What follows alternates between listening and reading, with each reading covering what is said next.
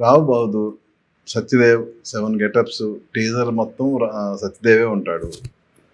Cinema మొత్తం కూడా సత్యదేవే ఉంటాడా? లేదు సార్ సినిమా అంటే టైటిలర్ క్యారెక్టర్ కదండి, దానివల్ల టీజర్ అంటే వాడి రామప్ప పాయింట్ ఆఫ్ వ్యూ నుంచే సినిమా ఉంటుంది కాబట్టి ట్రైలర్ టీజర్ మీకు అలా అనిపిస్తాయి.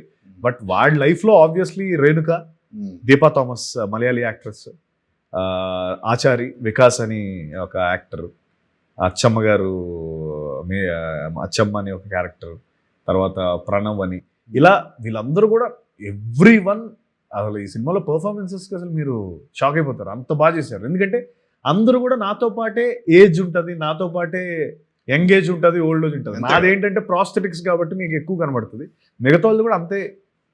వాళ్ళు వికాస్ సూపర్ చేశాడు అసలు సినిమా. మీకు ఆచార్య క్యారెక్టర్, నా ఫ్రెండ్ క్యారెక్టర్, ఓకే, తను ఎరగొట్టేశాడు. రేణుక, దీప, ఫినామినల్ పర్ఫార్మెన్స్. నేను సినిమా చూసినప్పుడు ప్రోగ్రెస్ అవుతుంటే ఏంటి మనం సత్య అనుకుంటే వీళ్ళందరూ కూడా ఎరగొట్టేశారని అనుకోవడంలో నో డౌట్ అసలు. అంటే సినిమా చూసి బయటకు వచ్చేటప్పుడు సత్యదేవ్ కాకుండా ఇంకా బాగా రిజిస్టర్ అయ్యే క్యారెక్టర్స్ అంటే అవేనా? ఆచారి, దీప, ఇవేనా? ఆచారి, రేణుక, అచ్చమ్మ, నా లవణ క్యారెక్టర్ పేర్లు చెప్తున్నాను. లవణ అనే క్యారెక్టర్, తర్వాత కుసుమ అనే క్యారెక్టర్, ఇలా క్యారెక్టర్స్ గుర్తుండిపోతాయి, no doubt. I think great cinema is always about every one అండి, నాట్ ఒక సింగిల్ కాదు. నా దృష్టిలో అందరూ కలిస్తేనే అది గ్రేట్ సినిమా అవుతుంది.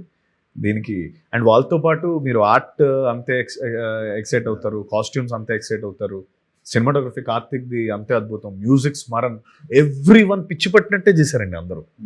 అందరికీ ఏదో ఆవగించి ఒక పూజ చేస్తే ఎలా అయితే పని చేస్తారో అలాగే పని చేశారు అందరూ.